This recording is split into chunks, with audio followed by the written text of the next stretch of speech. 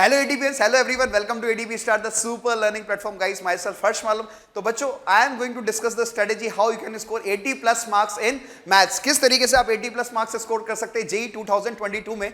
तो ये सारी स्ट्रेटेजी, ये सारी plannings I will be sharing with you guys. तो सबसे पहला पॉइंट जो मैं आपसे बात करने वाला हूं, अच्छा उससे पहले मैं आपको एक बात बता दूं कि आपको पता है कि मैथ्स में स्कोर करना इतना आसान नहीं होता है, क्योंकि as you can see the previous year papers they are very very difficult in maths. If you score more than 80 marks in maths तो डेफिनेटली यू आर थ्रू, आप अपनी मंजिल को पहुंच चुके हैं, कोई नहीं रोक सकता आपको अपनी मंजिल पे पहुंचने पे। तो सबसे पहला point that I am going to discuss with you guys is selection of material. It is a very very important point, you know कि सिलेक्शन ऑफ मटेरियल बहुत ज्यादा इंपॉर्टेंट होता है कि हमारे पास एक रेलेवेंट स्टडी मटेरियल हो जिसको सॉल्व करके हम टारगेट कर सके कि एक अच्छा स्कोर हम अचीव कर सके जेई 2022 में। तो सबसे पहली बात तो ये कि मैंने इसको दो पार्ट में डिवाइड किया है। सबसे पहला part as you can see it is PYQ. तो जितने भी पीवाईक्यू आप सॉल्व कर सकते हैं मैक्सिमम टू मैक्सिमम उतने पीवाईक्यूज को सॉल्व कीजिए, because they are very very relevant. और ये चीज 100% कंफर्म होना ही चाहिए। अगर आप पीवाईक्यूज को सॉल्व नहीं कर रहे हैं, इसका मतलब ये है कि आप कहीं ना कहीं अपनी प्रिपरेशन में थोड़ा सा लैग बिहाइंड है। और दूसरी बात करूं मैं कोचिंग मटेरियल की, तो कोचिंग मटेरियल की अगर बात की जाए तो रेलेवेंट कोचिंग मटेरियल होना बहुत ज्यादा जरूरी है।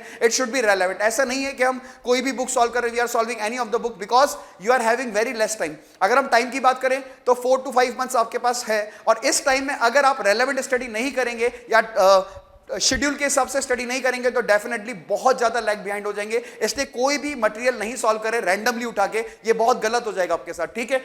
अगर मैं बात करूं सेकंड पॉइंट की, and second point is a very very important point, organised course. अगर मैं ऑर्गेनाइज्ड कोर्स की बात करूं आपसे, तो जो भी बच्चे किसी ऑर्गेनाइज्ड कोर्स में लिंक नहीं है वो जरूर से लिंक हो। उसके पीछे रीजन मैं आपको बताता हूं। What is the reason? Organised course के पॉजिटिव पॉइंट्स क्या होता है मैं आपको बताता हूं। पहली बात तो आपको इसमें यह दिमाग नहीं लगाना कि हमें क्या चीज पढ़ाई करनी है, what we have to study daily. यहां पे सारी चीजें ऑर्गेनाइज्ड मिलेगी आपको। आपको पता है कि 4 मंथ्स स्ट्रेटेजी या 5 मंथ्स स्ट्रेटेजी, ये चीजें हमें पढ़नी है, ये टॉपिक्स हमें पढ़ने हैं। पर्टिकुलर डे पे पर्टिकुलर डीपीपी मिलेगी, पर्टिकुलर थ्योरेटिकल पार्ट पढ़ाया जाएगा, पर्टिकुलर टाइम में आपके टेस्ट होंगे। तो it is very very important to have a organised course. अगर आप किसी भी ऑर्गेनाइज्ड कोर्स से लिंक नहीं है तो definitely you link with any of the organised course, because it is very very necessary. And you know कि जो पहला अटेम्प्ट होता है ना, वो सबसे ज्यादा इंपॉर्टेंट होता है ना। मैं तो हमेशा बच्चों से ये कहता हूं कि first attempt is last attempt. तो जिन बच्चों ने फर्स्ट अटेम्प्ट में बहुत अच्छा परसेंटाइल स्कोर कर लिया वो उनके लिए बहुत अच्छा होगा, ठीक है। तो ऑर्गेनाइज्ड कोर्स से लिंक होना बहुत जरूरी है। और सबसे इंपॉर्टेंट चीज पता है क्या होती है ऑर्गेनाइज्ड कोर्स की? वो होती है रेगुलरिटी।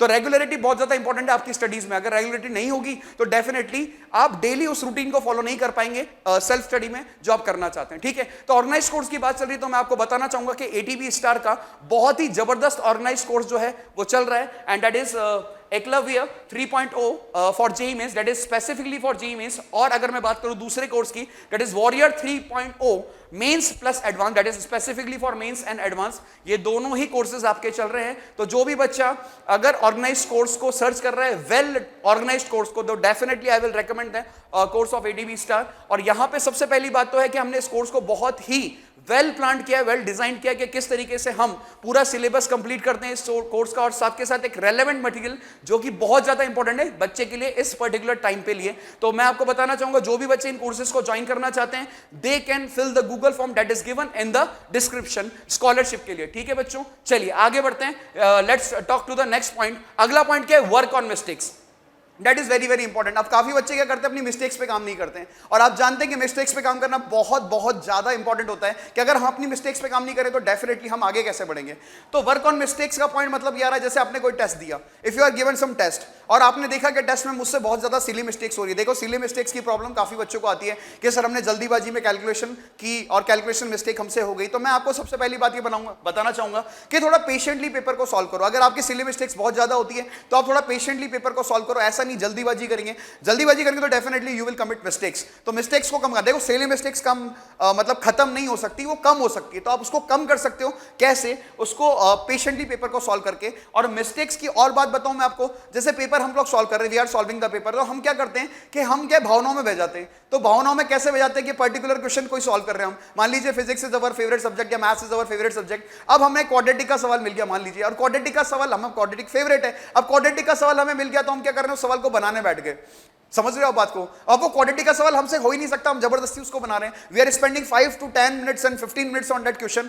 तो बेटा ऐसा नहीं करना है. Don't do this type of mistakes because this type of mistake can ruin your entire paper. ये पूरा पेपर आपका खत्म कर सकते हैं. और मैं बच्चे को हमेशा एक बात बोलता हूं, 1 question is enough to ruin your entire paper. तो रिमेंबर दिस थिंग, कभी भी क्वेश्चन पेपर में क्वेश्चन से फाइट नहीं करनी है. आपको क्या करना है, you are having 3 sections and you have to score maximum. You don't have to prove your intelligence there. अपन को अपनी इंटेलिजेंस प्रूफ नहीं करना है, वो अपन घर पे मटेरियल सॉल्व करेंगे तब प्रूफ करेंगे. ये बात ध्यान रखिए. ये सबसे बड़ी गलती होती है जो बच्चे करते हैं, और 3 आवर्स में ये सबसे बड़ी मिस्टेक होती है. जरूर कमेंट बॉक्स में बताइएगा आप, क्या आपने जेईई मेंस में ऐसी मिस्टेक्स की थी. If you have done this mistakes तो टेल मी, तो अगली बार ऐसी मिस्टेक्स ना करें. कमेंट बॉक्स में जरूर बताइएगा. ठीक है, व्हाट टू डू डेली, ये सबसे इंपॉर्टेंट सवाल है कि हमें डेली क्या करना चाहिए. तो मैं आपको रेकमेंड करूंगा, अगर आप बहुत अच्छा स्कोर करना चाहते हैं मैथ्स में इस पर्टिकुलर टाइम में, तो आपको क्या करना है, let me tell you. Fix कीजिए कि मुझे मैथ्स में डेली 30 क्वेश्चंस प्रैक्टिस करने. अंडरस्टूड? आप ये फिक्स कर लीजिए कि मुझे 30 क्वेश्चंस डेली करने हैं मैथ्स में, जिसमें से मेरे 10 PYQs होंगे और 20 जो होगा मेरा रेलेवेंट स्टडी मटेरियल होगा, मैं वहां से करूंगा या करूंगी. तो टोटल मिला के 30 questions we have to do. And you can imagine, अगर 30 क्वेश्चंस आप डेली कर रहे हो तो एक महीने में यू आर अराउंड 900 क्वेश्चंस. एक महीने में आप 900 क्वेश्चंस कर चुके होंगे, तो आप समझ रहे हैं कि 4 मंथ्स में कितने कर चुके होंगे. तो that is a very very important thing. पर एक बात ध्यान रखना, that should be every day. एक भी दिन हमारा मिस नहीं होना चाहिए. परफेक्ट प्लानिंग होनी चाहिए. That should be every day every day every day, है ना. इस बात को ध्यान रखना, इस मंत्र को ध्यान रखना कि हमें एवरी डे उस काम को करना है. ठीक है, तो ये आपका डेली का रूटीन हो गया. थ्योरेटिकल बात की जाए तो आप क्लास में जब भी बैठे हैं तो थ्योरेटिकल पार्ट अच्छे से रिवाइज कीजिए. ऐसा नहीं है कि हम क्लास में बैठे में तो घर पे जाके उसको स्टडी करेंगे. वो 1.5 घंटा जो आप क्लास में दे रहे हैं, that is also very crucial. तो क्लास का काम क्लास में ही खत्म हो जाना चाहिए.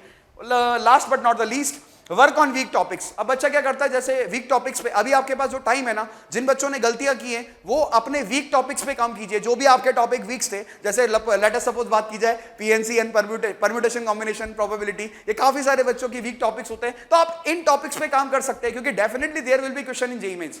और इसका क्वेश्चन अगर कर दिया तो डेफिनेटली आपके परसेंटाइल में बहुत ज्यादा इंप्रूवमेंट होगा. आप भी समझते हैं उस बात को. तो जो अपने वीक टॉपिक्स है उन पे काम कीजिए. जो भी आपको लगता है कि मेरा टॉपिक वीक है या मेरा ये सेक्शन वीक है, उसका ज्यादा प्रैक्टिस कीजिए, ज्यादा से ज्यादा प्रैक्टिस कीजिए, क्योंकि ये वो समय है जहां पे आप अपने वीक टॉपिक्स को इंप्रूव कर सकते हैं. और ध्यान रखिए कि कभी भी ये टॉपिक को मत सोचिए कि ये टॉपिक मेरा बर्बाद हो गया.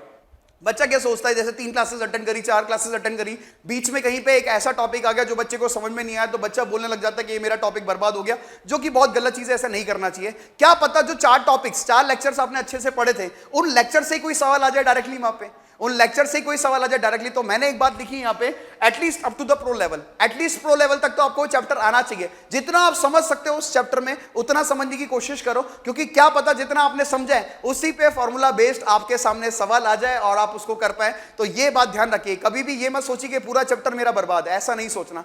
ठीक है, these all are the points that I want to tell you. ये सारी की सारी बातें मैं आपको बताना चाह रहा था कि किस तरह से आप 80+ स्कोर कर सकते हैं. ठीक है, तो thank you so much everyone for watching. This is Harsh Malav. Bye bye, have a good day.